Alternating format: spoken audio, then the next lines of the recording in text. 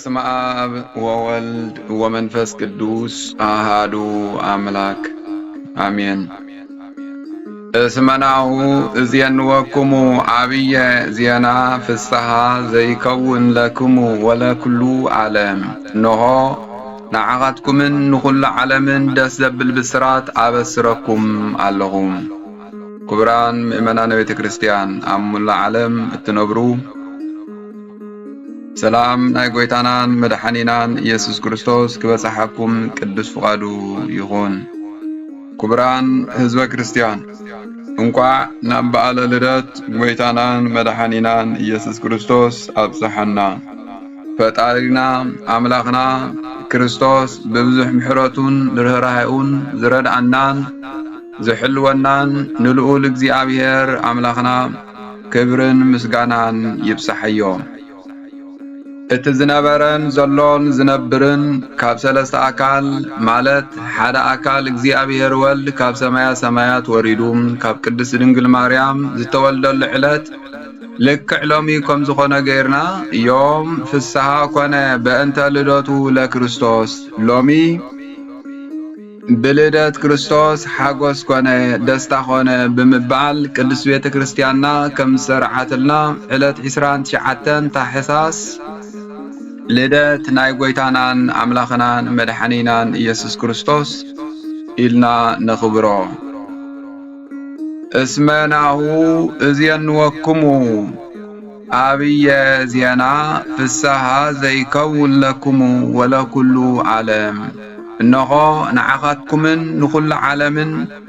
ደስ ዘብል ብስራት አበስረኩም ኣለኹ። ወንጌለ ቅዱስ ሉቃስ ምዕራፍ 2 ካብ ፍቕዲ 10 ክሳብ 11 ዘሎ ሃይለ ቃል። ነዚ ቃል እዚ ዝተናገሮ ቅዱስ መልአኽ ክኸውን ከሎ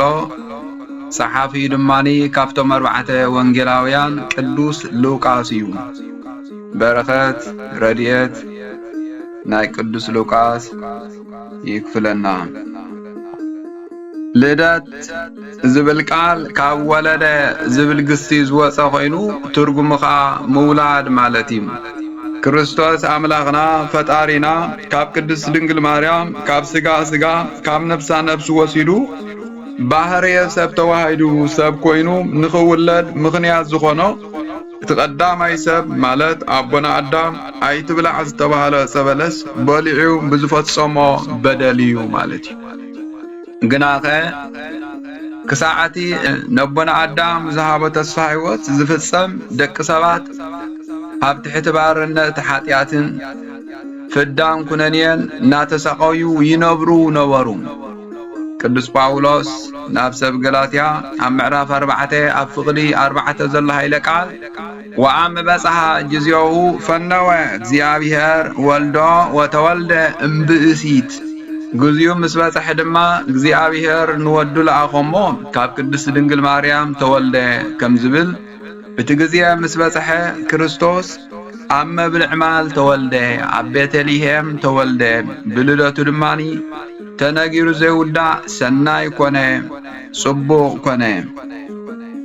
እምበኣር ኣብ ልደት ጎይታ ገለ ካብ ዝተገብሩ ግብርታት 4 ነገራት ምስ ጊዜና ከም ሰናይ ፍቓድ እግዚአብሔር ንዓና ዝኸውን ትምህርቲ እግዚአብሔር አምላኽና ከስተምህረና እይሞኒ ዓይንቲ ልቦናና ከብረሃልና ምስጢሩን ጥበቡን ክገልጸልና ቅዱስ ፍቃዱ ይኹነልና።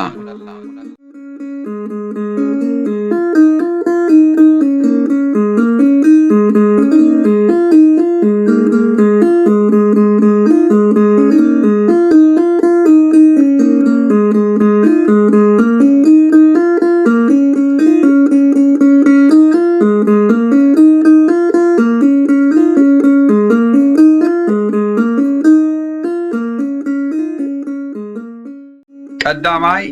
ብልደት ጎይታ ዓብይ ብስራትን ሓጎስን ተኣወጀ። ወንጌለ ቅዱስ ሉቃስ ምዕራፍ 2 ካብ ፍቕዲ 10 ክሳብ 11 ዘሎ ሃይለ ቃል ወይቤሎሙ መልአክ ይትፍርሁ እቲ መልአክ ኣይትፍርሑ በሎ اسمناه إذين وكمو عبية زينا في الساعة زيكون لكم ولا كل عالم إنه نعاقتكم نقول عالم دس بالبسرات أبسركم اللهم اسمناه تولد لكم يوم مدهن إنه لومي مدحن عالم كريستوس سلس تولد لكم زاوئتو كريستوس نسدما كريستوس يوم اغزي ناي بحري عملاق يوم بروك مرقب سقان مرقب نفسن زرح بركة سقان بركة نفسن زعدل يوم يبلنا عبلدت قويتا كنمو كلو زتبصرو قواسات يوم ملاك እግዚአብሔር ካብ እግዚአብሔር ተላይኹ መጺኡ ተገሊጹ እንሆ ንዓኻትኩምን ንኹሉ ዓለምን ደስ ዘብል ብስራት ኣበስረኩም ኣለኹ ምኽንያቱ ድማ ሎሚ መድሕን ዓለም ክርስቶስ ተወሊድልኩም ኣሎ እናበለ መርገመ ስጋን መርገመ ነፍስን ዘርሕቕ በረከተ ስጋን በረከተ ነፍስን ዝዕድል መድኃኒ ዓለም ክርስቶስ ሎሚ ብምውላዱ ንኹሉ ህዝቢ عبي حاجوس كم زخون أبصرهم بتوم قاسود دما قلتيفهم نبيت ليهم بمخاد نقويتانا المدحنينان إيسوس كريستوسن نأديو قدست دنقل مريم رخيوهم نأجزيابير نامسقونون نهزوينا نقرون تملسوم قدست بيت كريستياننا دما بز مسارات بمقبار بعبي حاجوس بيزا كله عالم يوم تولى زبل تعب زيما لدات كريستوس النابسرة ترك مالتيم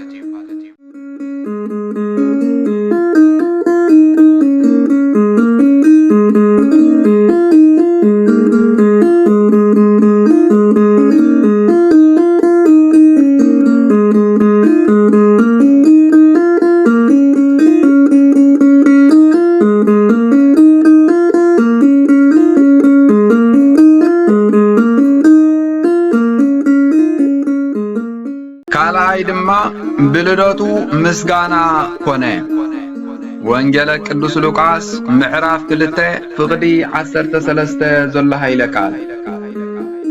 وجبت مصو مثل وئتو ملائك بزوحان حرا سماي مستملاخ عندمتو زحسراوي تملائكت مصو انزي سيبهو لأግዚአብሔር እናመስገኑ بزوحات سراويت سمايات ملائكت سبحات لأግዚአብሔር بسمايات وسلام بمدر سمروتو لسب كبر مسقانا لأግዚአብሔር أب سمايات أم مدرون سلام يخون أم منقوتهم سمرت أملاخ زلهم نابلو مسقاسات سميرهم أمسقنو بحبشا زعلت زيا كل فترة كم حدا لبي مغاري كم حدا قال تناقارو خينو نفتاريو ناملاخو زمسقن الله عبا علت قدست علت إيام እግዚአብሔር አመስገንቲ ይበለና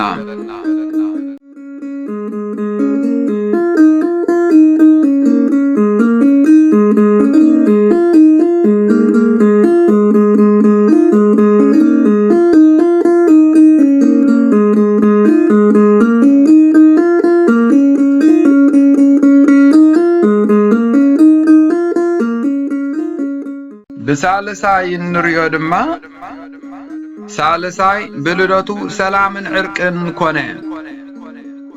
وانجيل قدوس لوقاس معراف كلته فقدي 14 ويبلو سبحات لأግዚአብሔር بسمايات أملاكت مسغانا تقبره وسلام بمدر أب دقيق عدام فقرن حدنتم كونه ملاكت مس نولوت مس ملاكت حد خوينو أمسغنو يوم أحد مرئت كونو ملائكت وسب كما يسبهوا لكريستوس بقال آمين كم زبل بار تقاريد زنبرة صنعنا يتسلم مندق تقنطيتو أمونغو እግዚአብሔርን سبن ملاكتن سبن نفسن سقان حزبنا حزابن عرقي كونه نزي يوم دماني قدوسان ملائكت عم مدرون سلام يخون زبلو እግዚአብሔር سلامن عرقن يوردلنا سلامن كسانتن يهابنا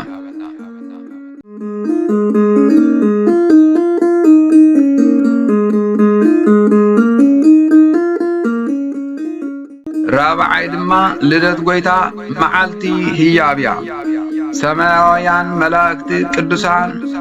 سبحات الإግዚአብሔር እናበሉ ህያብ ምስጋና ከቅርብሉ ከለዉ ቡከከብ እናተመርሑ ዝመፁ ምድራውያን ሰብአ ሰገል ድማ ንጎይታ ህያብ ሃብዎ እዚኣቶም ከእንታይ ሒዞም መፁ እንተበልና ሰለስተ ንዋያት ማለት ወርቂ ዕጣን ከርቤ እዚ ካበይ ዝተረኸበ እዩ እንተበልና ቅዱስ ስላሴ ንሰለስተ መላእክት ማለት ንቅዱስ ሚካኤል ቅዱስ ገብርኤል ቅዱስ ሩፋኤል ሃብዎም እሞ እዞም ሰለስተ ቅዱሳን መላእክት ድማ ነቦና አዳም ሃብዎ አዳም ድማ ንሄዋን ንሲ ህጽየችሉ ንሄዋን ሃባ ሄዋን አዴና ድማ ንስየት ሃበቶ ካብስየት እናወረደ ናብ ጅረደሽት ዝበሃል አቦ እዚኣቶም በጽሐ ንሱ መንፈቀ መዓልት ኣብ ነቃማይ ኮይኑ መጽሐፉ እናተመልከተ ከሎ ድንግል ማርያም ኣብ ሰሌዳ ኮከብ ህፃን ሓቂፋ ተቀሪጻ ረአየሞ እዚ ነገር እዚ ቁኑዕ እዩ እሞ ከይተፈጸመ ኣይተርፍን እዩ ብምባል ቀልጢፉ ኣብ ሰሌዳ ብርቲ ቀሪጹ ኣቐመጦ ክሞት ከሎ ድማ ንደቁ እዚ ኮኸብ እዚ ወፂኡ ምስ ረኣኹሞ ሰማያዊ ንጉስ ክውለድ እሞ ነዚ ወሲልኩም ሃብዎ ዝበሎም ሒዞም መጺኦም ሰብአ ሰገል ወርቂ ዕጣን ከርቤ ንጎይታ ሃብዎ እምበር ኣብ ልደት ጎይታ እዚ ተገይሩ ሎምን ንሕናንከ ክንገብሮ ዝግባአና እንታይ እዩ እምበር ንሕና ድማ ኣብ ዘለናዮ ግዜን ዘመንን ዓብይ በዓል ልደተ ክርስቶስ በብዓመቱ ክነኽብሮ ከለና ከምቲ ቅዱስ ቃሉ ዝብለናን ዝእዝዘናን በረኸት ክንረኽበሉ ምእንቲ ካብቲ ኣምላኽ ዝሃበና ገንዘብ ንጽድቅን ህይወትን ክኾነና በረኸት ከብዝሓልና ንጽጉማት ክንረድእ ንዝሰኣኑ ኣሕዋት እውን ከነካፍል ብዝተፈላለየ ምኽንያት ዝሓዘነት ልቢ እውን ክናዝዝ ከነጸናንዕ ይግባአና ንዝዓረቑ ንዝሰኣኑ እውን ክንከድን ይግባአና ፍቕርን ሓድነትን ጌርና ብፍቕርን ተነበርና መድኃኒ ዓለም ኢየሱስ ክርስቶስ ኣምላኽና እታ ዘተስፈውና ተስፋ መንግሥተ ሰማያት መንግሥቱ ንወርስ ማለት እዩ እግዚአብሔር አምላኽና ስለ ቃሉ ዝኸበረ ዝተመስገነ ይኹን መድኃኒ ዓለም በዓልና በዓል ሓጎስ ገይሩ ንሃገርና ንሙሉእ ዓለምን ሰላሙን ቅሳነቱን ይውርደልና ዝተባረኸን ተቀደሰን በዓለ ልደትን ዓመትን ይግበረልና ወስብሐት ለእግዚአብሔር ወለወላዲቱ ድንግል ወለመስቀሉ ክቡር አሜን